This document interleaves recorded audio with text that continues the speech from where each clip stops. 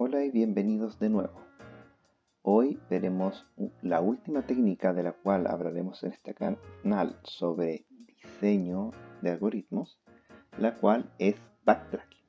Para poder solucionar un problema por backtracking, lo primero que tenemos que cumplir es que el problema no sea, o más bien, no posea la propiedad de subestructura optimal.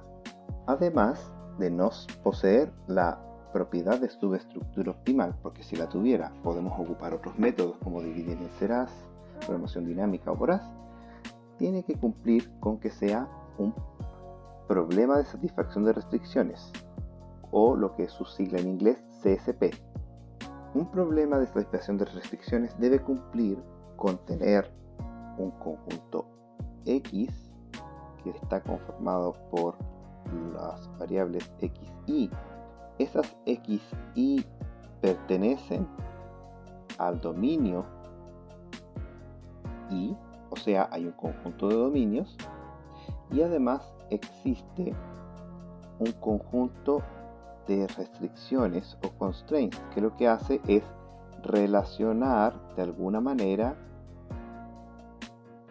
variables del dominio de manera de cumplir la restricción en particular. Para ello veamos un ejemplo. Suponga usted el siguiente ejemplo que tenemos acá a nuestra derecha, que es el problema de las reinas. El problema de las reinas consiste en poner reinas en un tablero de manera de que la posición de las reinas sea tal de que no ocurra lo siguiente: que hayan dos reinas que estén en posiciones para que se amenacen entre sí.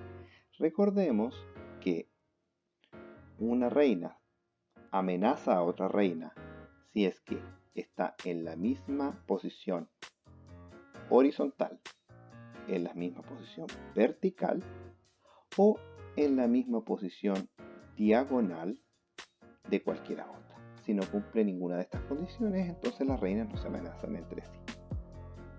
Como por ejemplo, esta reina de acá y esta reina de acá no se amenazan entre sí porque no comparten ni línea horizontal, ni línea vertical, ni ninguna diagonal. El problema de las reinas, que obviamente se ubica en un tablero de n por n, que en este caso, si el tablero es de 8 por 8, tenemos el problema de las 8 reinas. Es un problema que no posee subestructura optimal. Vamos a demostrarlo. Aquí usted puede ver una solución del problema de las 8 reinas. Si este es la solución óptima para el problema de las 8 reinas, que claramente lo es, entonces, si tiene subestructura optimal, debe toda subsolución óptima para los subproblemas estar contenido. En otras palabras, acá nosotros tenemos el tablero de 4x4 y usted aquí ve que no está presente la solución óptima para el tablero de 4x4. En particular, esta es una solución óptima para el tablero de 4x4 y este subtablero no la posee. Por lo tanto, el problema de las n reinas no tiene subestructura optimal. Ahora, el problema tiene que ser un problema de satisfacción de restricciones. Tenemos que partir por las variables. ¿Cuántas variables tenemos?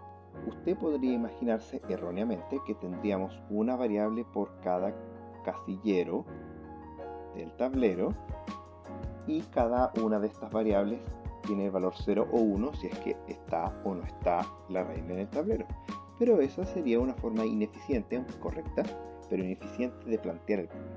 Lo que vamos a hacer es agarrarnos del hecho de que no puede haber dos reinas en la misma posición vertical. Podríamos hacerla para horizontal, pero yo prefiero para vertical. Por lo tanto, en esta columna debe haber una reina, en esta columna debe haber otra reina y así todas las columnas del tablero.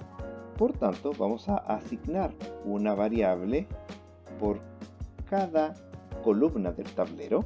Entonces, la variable xy es la posición de la reina iésima en su columna.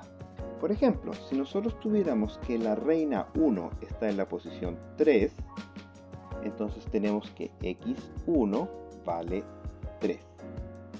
Si tuviéramos que la segunda reina de la segunda columna está en la posición 7, como está acá, entonces tendríamos que x2 es igual a 7 y así sucesivamente.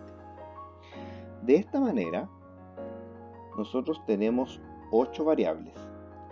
El conjunto x consta desde x1 hasta x8. Luego tenemos que tener los dominios. Recordemos que los dominios son a qué pertenece cada variable. En particular, en este problema, tenemos que para toda y columna, la variable xy pertenece a los números del 1 al 8, porque la reina puede estar en la posición 1, 2, 3, 4, 5, 6, 7 y 8 dentro de su columna y en ninguna otra.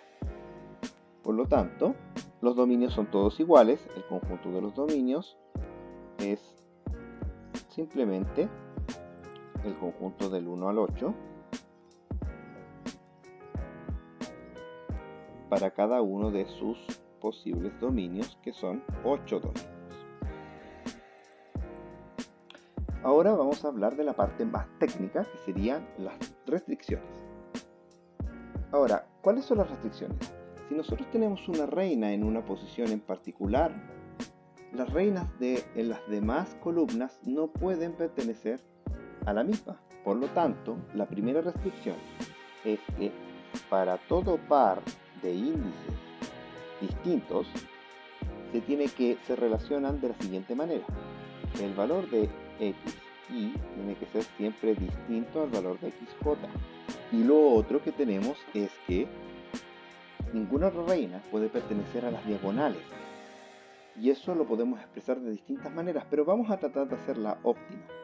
Para las diagonales, lo que tenemos que fijarnos es que,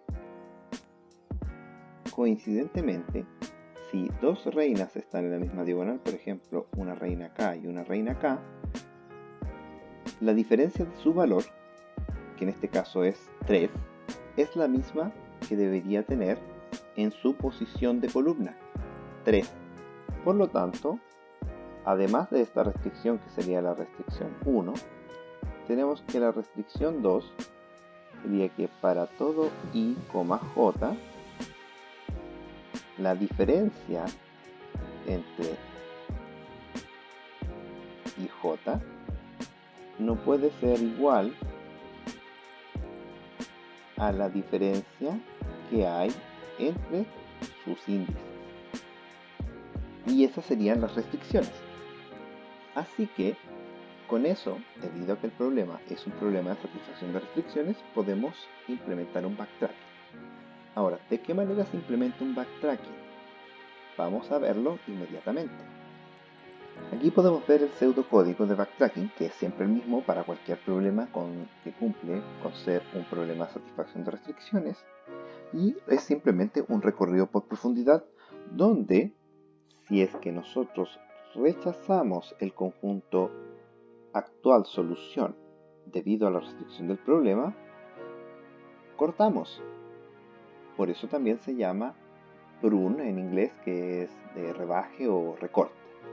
Si es aceptado, entonces nosotros respondemos el problema correcto, y si no, hacemos el típico recorrido por profundidad. Así que, para poder programar, lo único que necesitamos hacer es definir cada una de estas funciones por separado.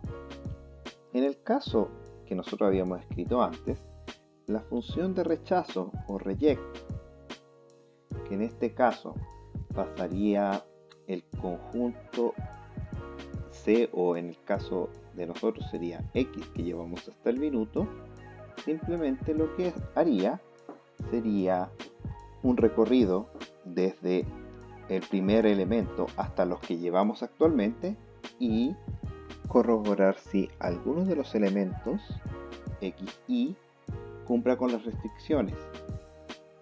Si XY es igual al actual, o bien se cumple la otra restricción, que es que la diferencia entre xy con el actual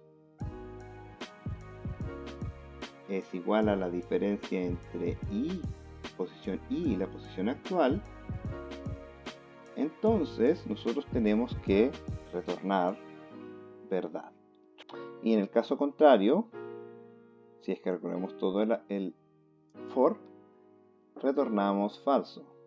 Y ese sería reject. En el caso de accept y el conjunto x, lo único que tenemos que corroborar es que el tamaño de x sea igual al tamaño definido por el problema. Y eso es todo, porque ya corroboramos en reject si es que cumplimos con todas las restricciones posibles. En nuestro caso, output sería simplemente imprimir el resultado. Y la seguidilla por backtracking es bastante simple. Esto es un recorrido por profundidad, así que no tiene mucho sentido que yo se los muestre, pero es obvio en cómo simple. Eso es la implementación de backtracking, y una vez que ustedes tienen claro las restricciones y la definición de los conjuntos de elementos de la solución y del dominio, entonces esto es muy fácil traspasable al pseudocódigo que ven acá. Eso es todo lo que vamos a ver hoy. Espero que haya quedado todo claro y nos vemos en una próxima ocasión. Adiós.